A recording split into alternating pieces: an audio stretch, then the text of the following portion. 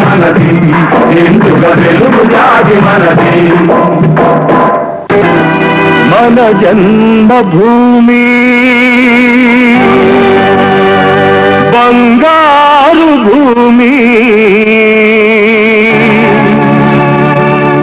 పాడి పంటలతో పసిడి రాసులతో కళకళలాడే జనని మన జన్మభూమి.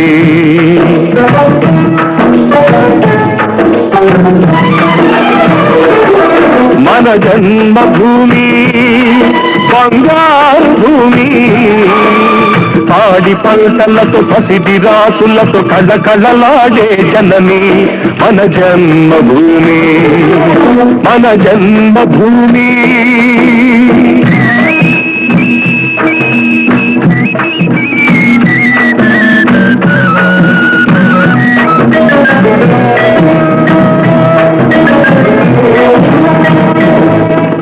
రైతు లేనిదే రాజ్యం లేదని, రైతు లేనిదే రాజ్యం లేదని ఎద్దుల గంటలు మ్రోగినప్పుడే నీలాకాశం ఉదిపిన పిలకం నిండుగా దిద్దుకుంటుంది. రైతు పాదమే రామపాదమని పిల్లగాలులు పాడినంతనే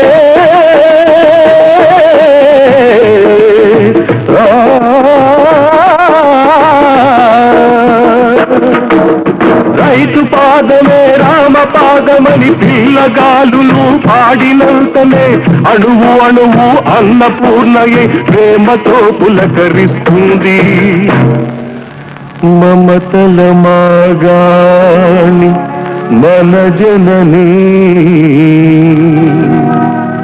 మన జన్మభూమి బంగారు భూమి, పాడి పంటలతో పసిడి రాసులతో కళకళలాడే జనని మన జన్మభూమి. మన జన్మభూమి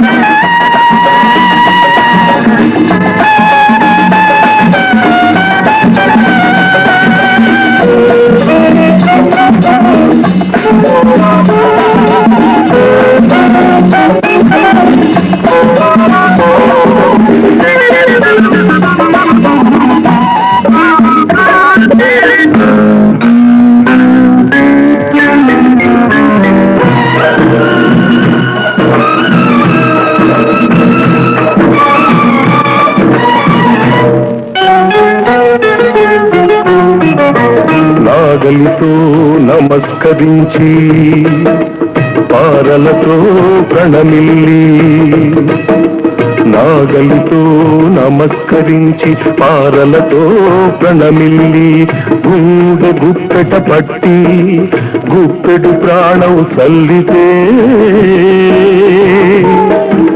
గంగ యమున గోదావరి కృష్ణల పాల పొంగులై ప్రవహించి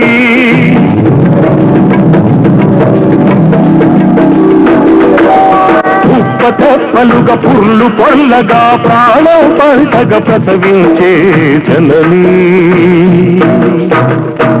పచ్చి బాలింతరాలు మన జనని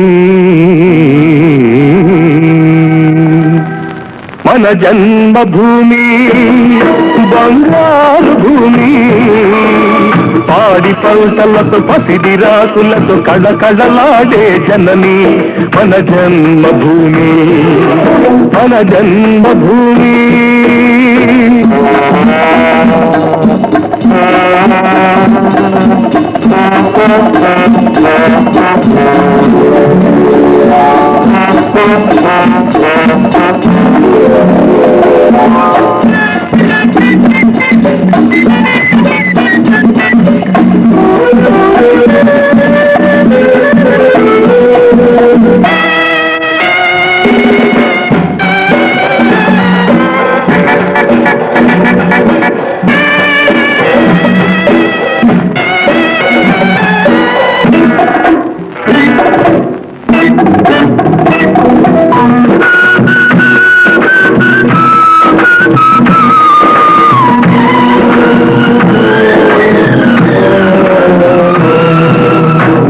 నల్లని రాముని అల్లరి కృష్ణుని, నల్లని రాముని అల్లరి కృష్ణుని పాదాలతో చల్లబడిన నల్లరేగడ భూమి,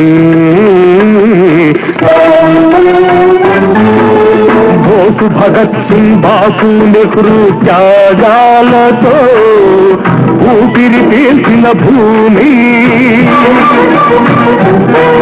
అల్లూరి సీతారామరాజు రక్తంతో వీర రక్తంతో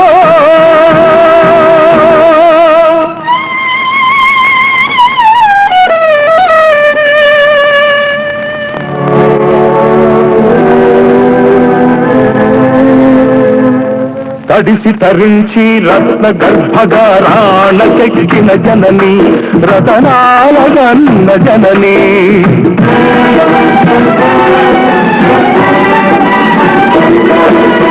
భాష ఏదైనా వేషమేదైనా భారతీయులు ఒకటేనంటూ బిడ్డలందరికీ ఒకే బాబుట నీడగలిచ్చిన జనని, విశ్వనివాళులందిన జనని,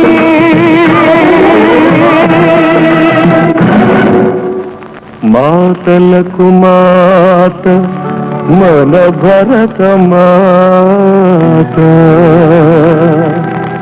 మన జన్మభూమి బంగారు భూమి, పాడి పంటలతో పసిటి రాసులతో కళకళలాడే జనని, మన జన్మభూమి, మన జన్మభూమి, మన జన్మభూమి.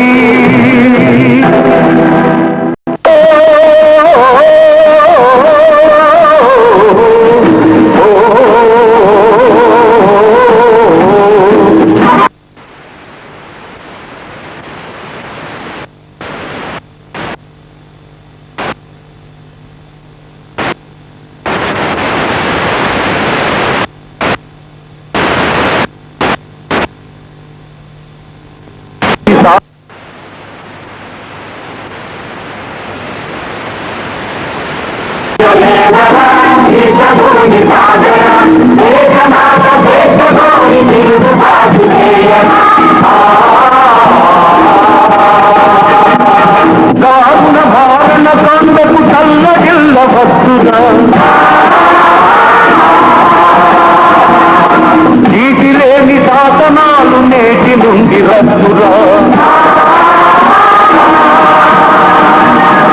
దారుణ భారణ కాండకు చల్లగిల్ల భక్తురా, నిదురవద్దు బెదరవద్దు, నిదురవద్దు బెదరవద్దు, నింగి నీకు హద్దురా,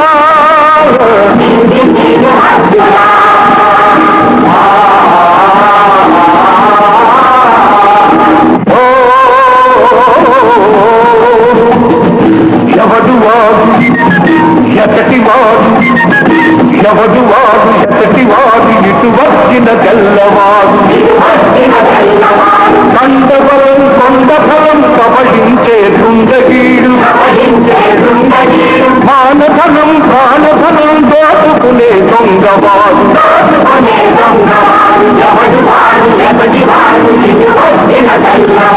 తగిన శాస్తి చెయ్యరా, తరిమి తరిమి కొట్టరా, తెలుగు మీద లేవరా, నీచభూమి సాగరా, దేశమాత పేదకోటి తిరుగుబాటు చేయరా, ఈ దేశం ఈ రాజ్యం, ఈ దేశం ఈ రాజ్యం నాదే అని సాధించి ప్రతి మనిషి పొడలు కొట్టి శృంఖలాలు పగులగొట్టి దురకత్తులు పదును పట్టి తుది సమరం మొదలు పెట్టి సింహాలై గర్జించాలి,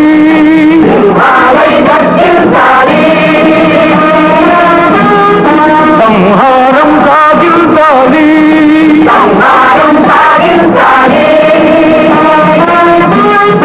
వందే మాతరం.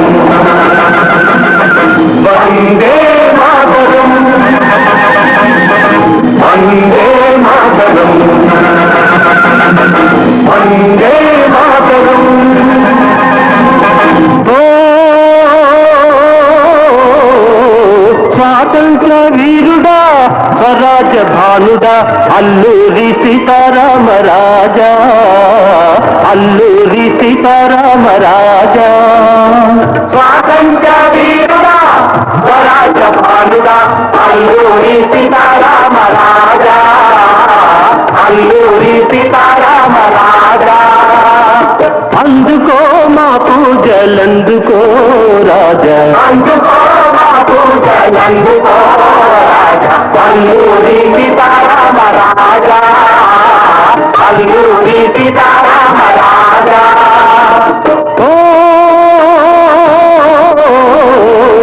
తెల్లవాది గుండెల్లో నిదురించిన వాడా, ఆ నిదురించిన పౌరుషాగ్ని రగిలించిన వాడా. తెల్లవాడి గుండెల్లో నిదురించిన వాడా, ఆ నిదురించిన పౌరుషాగ్ని రగిలించిన వాడా.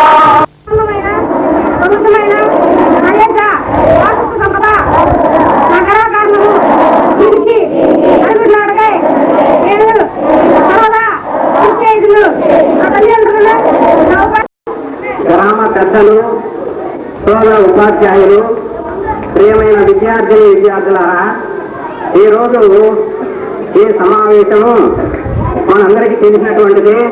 ఈ సమావేశం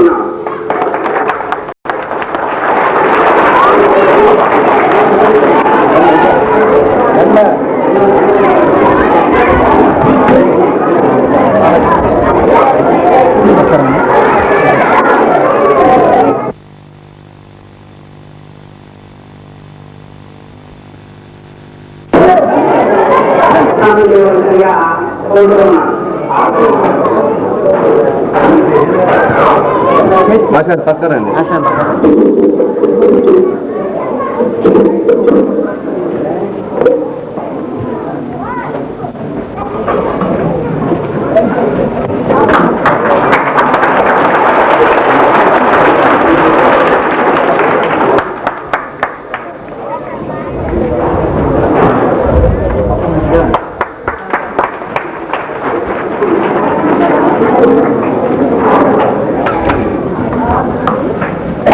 అభివృద్ధి కమిటీ సెక్రటరీ శ్రీ యనమల నాగయ్య గారిని చేసి రావాల్సిందిగా కోరుతున్నాను.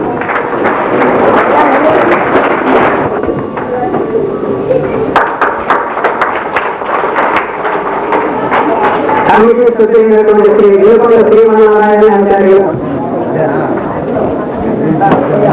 తర్వాత మన గ్రామంలో వైద్యం చేస్తున్నటువంటి మరి మన పాఠశాలకి విద్యార్థులకి అవసరమైనప్పుడు సహాయం చేస్తున్నటువంటి మన పాఠశాల గురించి అమూల్యమైన సహకారాలు ఇస్తున్నటువంటి డాక్టర్ పిఎస్ఎన్ దీక్షలు గారిని కావాల్సిందిగా మండల ఉపాధ్యక్షులైనటువంటి మనం సలీము గారిని చేసి రావాల్సిందిగా కోరుతున్నాను.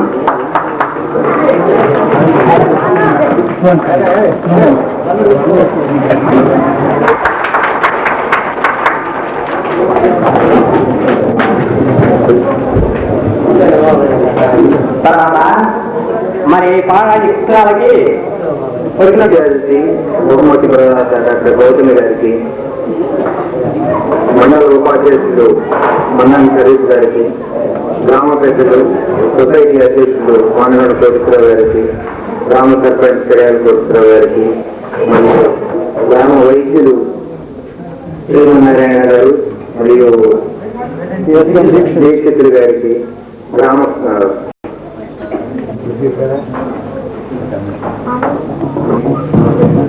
జరిగింది.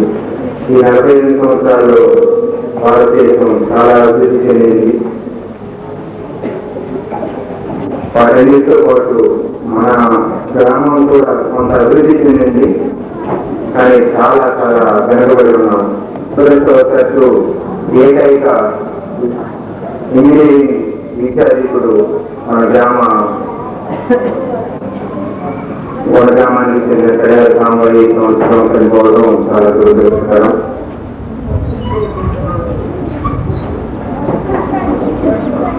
పాఠశాల పరంగా చూసుకుంటే చాలా అభివృద్ధి చెందింది. నేను చదివే కాలంలో 40 మంది 50 మంది విద్యార్థులు ఉండేవాళ్ళు. ప్రస్తుతం 300 4 ఉంటే కాదు. ఉత్తీర్ణత పర్సెంటేజ్ కూడా చాలా అభివృద్ధి చెందింది. ఆ కాలంలో మొన్న మధ్య వరకు కూడా 40-50% ఉపయోగంలో ఈ స్కూలు ప్రస్తుతం 10వ తరగతిలో 80% పాస్ అవడం అనేది చాలా గొప్పగా భావిస్తున్నాము. దాన్ని ఇంకా అభివృద్ధి చేసి కృషి ఉంటే ఏమైనా సాధించవచ్చు, స్టేట్ ర్యాంక్ కానీ తర్వాత ఏదైనా కానీ సాధించవచ్చు. పిల్లల్లో క్రమశిక్షణతో పాటు విద్య, తర్వాత పైదలకు చేరే ఆలోచనలు ఇంట్రెస్ట్ని పెంపొందించి పిల్లల్ని బాగా తీర్చిదిద్దుతున్నారని అనుకుంటున్నాను. వక్తలు చాలా మంది ఉన్నారు. ముందుగా ఈ అవకాశాన్ని ఇచ్చిన గ్రామ ప్రజలకు అందరికీ నా నమస్కారాలు. తర్వాత కార్యక్రమం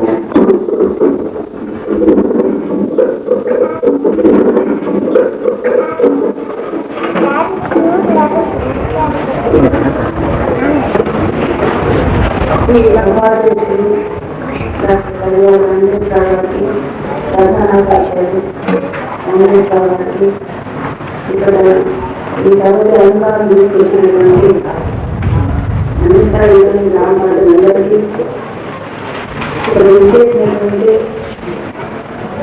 పిల్లలందరికీ ఉపాధ్యాయులకు ఉపాధ్యాయులకు ఈ సందర్భంగా వివరించారు. డాక్టర్ 48వ స్వాతంత్ర సందర్భంగా మనమందరూ జాతీయ పండుగ జరుపుకుంటున్నాం. దీనికి ఏ విధంగా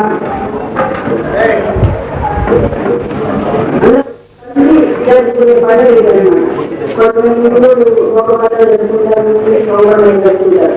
కానీ ఈ పండుగ ఉన్నటువంటి విశిష్టత ఏంటంటే మనందరినీ భారతదేశంలో మనందరం కలిసి మాతాపీఠ పండుగగా కులానికి కానీ మతానికి కానీ దేనికి సంబంధం లేని వాళ్ళు అంటే అంత విశిష్టత ముందు మనం తెలుస్తుంది.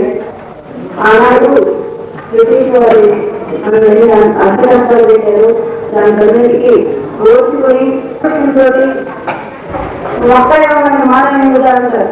కాబట్టి వాళ్ళందరినీ ఒక క్రమశిక్షణగా మంచి భారత ఓరంగా తీర్చిదిద్దుకోవాల్సిన తరుణం అన్నమాట ఇది. కాబట్టి ముందు పిల్లలందరినీ కూడా క్రమశిక్షణగా పెంచి తీసుకొని వారి ప్రవర్తన కానీ వారి కమ్యూనిటీ కానీ అలవాటుకుంటే ఇందాక మనందరం ప్రతినిధి చేసాం. భారతదేశంలో జగన్ని మనందరం సహోదరం. ఇది ఊరిలో స్మరించుకుని సరిపోదు, ఆచరించాలి. మనం ప్రతిరోజు స్మరించుకోవాలి, ప్రతిరోజు ఆచరణలో పెట్టి చూపించుకోవాలి.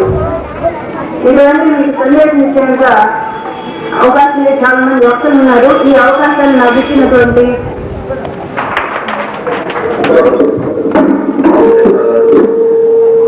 ముఖ్య అతిథులు డాక్టర్ గౌతమ్ గారు, గ్రామ సర్పంచ్ కోటేశ్వర గారు, సహకార సంఘం అధ్యక్షులు మానవుడు కోటేశ్వర గారు, ఈ పాఠశాల అభివృద్ధి కమిటీ సెక్రటరీ గ్రామంలో ఉన్నటువంటి ముఖ్యంగా మానవ వచ్చేసరికి పిల్లలకి ఎంతో సంతోషం ఉంది.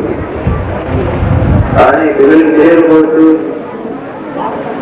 ఈ నుంచి సహజం సంపాదించుకోవడానికి త్యాగ ఫలితమే ఆగస్టు 15 పండుగ.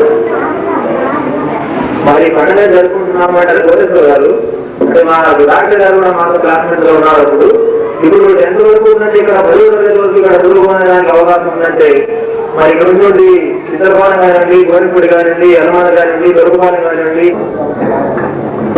మన పాఠశాల అభివృద్ధికి మండల ఉపాధ్యక్షులు చేయగల సహకారాన్ని తను విన్నవించారు. చాలా సంతోషం. తర్వాత పాఠశాల ప్రధానోపాధ్యాయులు గారు వెంకటేశ్వర ఉన్నటువంటి పాఠశాల అభివృద్ధి అనేటువంటిది ముఖ్యంగా 5 అంశాలపై ఆధారపడి ఉంటుంది. 1 మేనేజ్మెంట్, 2 డిపార్ట్మెంట్, 3 విద్యార్థులు, 4 స్టాఫ్, 5 పేరెంట్స్ అనండి లేక పాలసీ కమిటీ అనండి, ఈ 5 కలిసి పనిచేస్తే పాఠశాల అభివృద్ధి చెందడానికి అవకాశం ఉంటుంది. సరే, ప్రస్తుతం